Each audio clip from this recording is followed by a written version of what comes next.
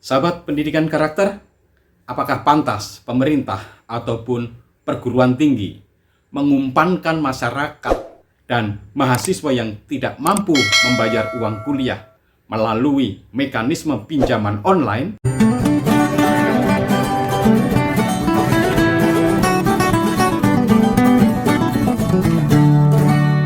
Tanya Pak Doni saja. Sahabat pendidikan karakter, hari-hari ini pendidikan tinggi semakin tidak terbeli.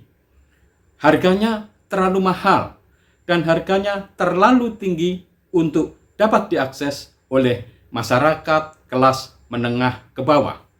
Apakah memang mekanisme pembayaran uang kuliah melalui pinjaman online merupakan sebuah kebijakan yang tepat atau seperti apa?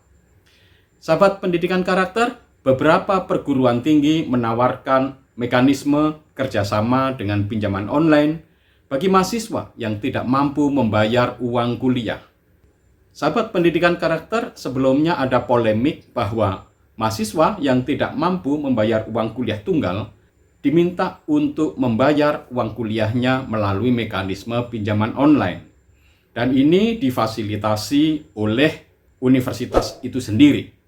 Bahkan setelah itu kita juga mendengar tampaknya para pemimpin di negara ini kok gitu ya, membiarkan masyarakat itu terjebak pinjaman online. Bahkan ini dinormalisasi, seolah-olah membayar biaya perguruan tinggi melalui pinjaman online itu sah-sah saja, seolah-olah dibenarkan karena itu merupakan pilihan bebas dari masyarakat. Kan pemerintah tidak bisa menghalangi masyarakat untuk mempergunakan mekanisme pinjaman online untuk membayar uang kuliah bagi anak-anaknya. Bagaimana kita mesti menempatkan persoalan pembiayaan pendidikan tinggi ini secara tepat sesuai dengan spirit yang ada di dalam amanat konstitusi maupun di dalam undang-undang kita. Di dalam konstitusi jelas amanatnya bahwa pendidikan itu merupakan hak yang semestinya dipenuhi oleh negara. Jadi negara punya kewajiban memenuhi hak pendidikan ini, pendidikan berkualitas kepada seluruh warga negara, mulai dari PAUD, pendidikan dasar, menengah, dan sampai pendidikan tinggi. Memang pernah heboh kan bahwa pendidikan tinggi ini dianggap sebagai sesuatu yang tersier. Ya memang tersier dalam arti sebagai jenjang pendidikan itu memang benar. Karena memang pendidikan tinggi itu kan pendidikan setelah menengah. Jadi ada pendidikan dasar, menengah, lalu tinggi. Maka yang tinggi ini dianggap sebagai tersier, jenjangnya yang ketiga. Tetapi ini tidak berarti bahwa pendidikan tinggi itu kebutuhan yang tersier, ini harus dibedakan.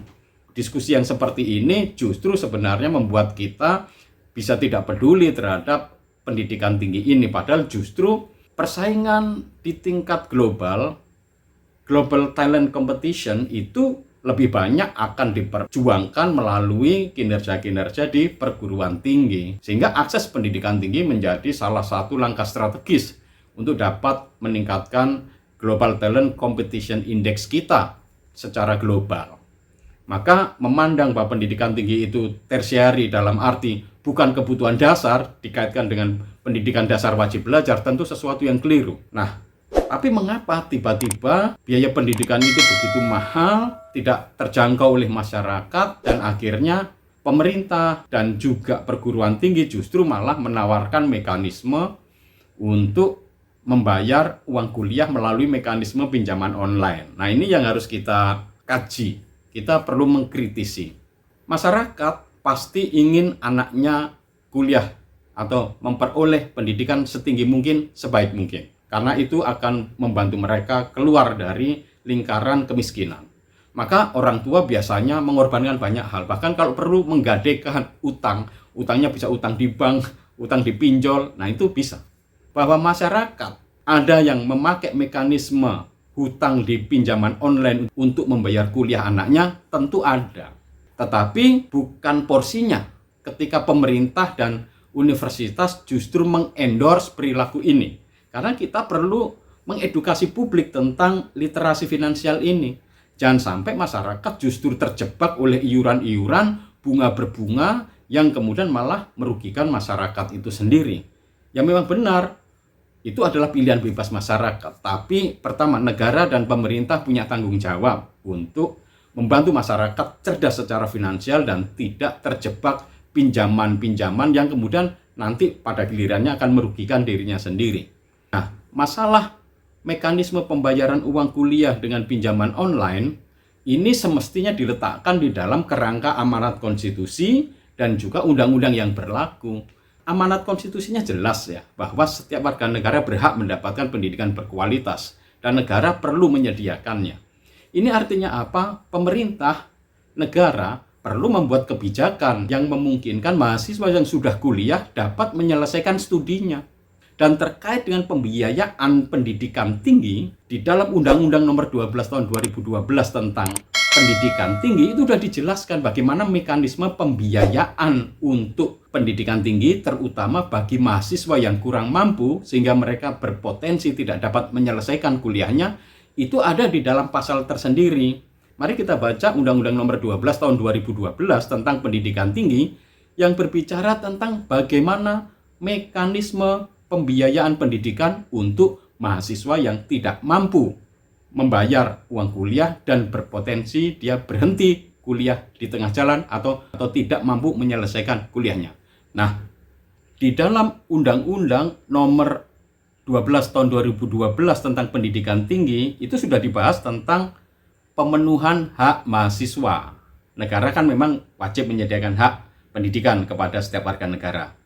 Maka perlu dipenuhi hak-hak ini, dan ini diatur di dalam pasal 76 di dalam Undang-Undang Nomor 12 Tahun 2012 tentang pendidikan tinggi.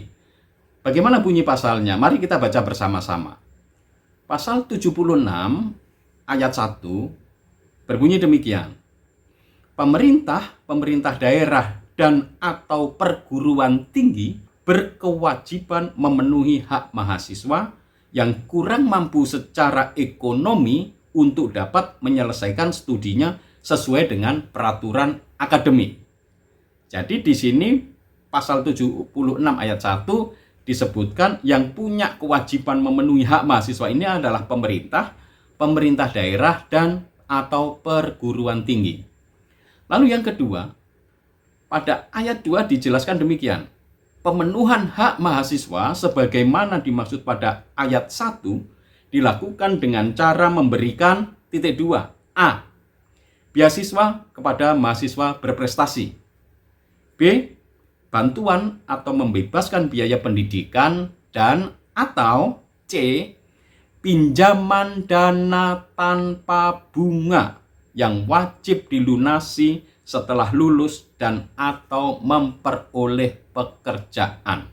Jadi kalau dari bunyi pasal-pasalnya ini sudah sangat jelas bahwa perguruan tinggi yang membuat kerjasama dengan lembaga pinjaman online untuk membayar biaya kuliah mahasiswa jelas bertentangan dengan pasal 76 ayat 2 poin C. Karena pinjol itu bunga berbunga, sedangkan yang di sini pinjaman dana tanpa bunga.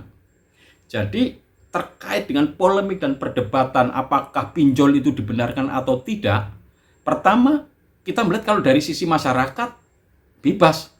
Masyarakat boleh mempergunakan semua sarana untuk memenuhi kebutuhan anak-anaknya.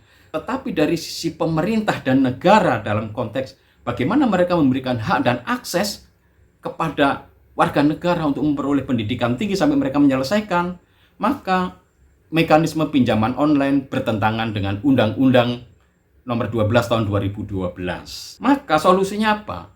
Ya solusinya pemerintah seharusnya mendesain mekanisme kebijakan bagaimana membantu para mahasiswa yang berpotensi gagal kuliah tengah jalan, jangan sampai mereka terjebak pinjol dengan bunga. Berarti pemerintah harus membuat mekanisme pinjaman mahasiswa tanpa bunga. Dan ini saya rasa bisa. Mengapa saya katakan bisa? Ya karena pemerintah bisa mensubsidi. Kalau bank-bank plat merah, bank-bank pemerintah tidak mau memberikan bunga 0%, ya bunganya saja yang dibayar oleh pemerintah melalui anggaran pendidikan. Itu saja kok repotnya kan? Uang begitu banyak.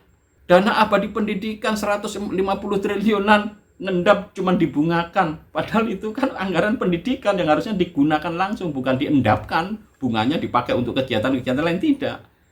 Jadi akses pendidikan tinggi harusnya diberikan untuk mahasiswa ini supaya mereka dapat memperoleh pendidikan yang baik, karena dengan cara ini bangsa kita akan maju.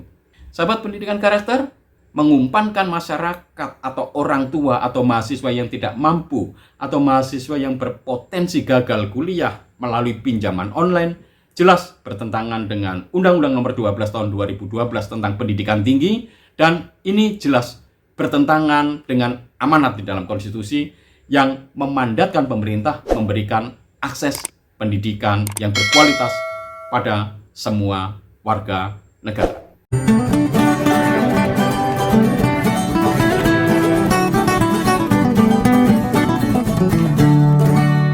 Tanya Pak Doni saja.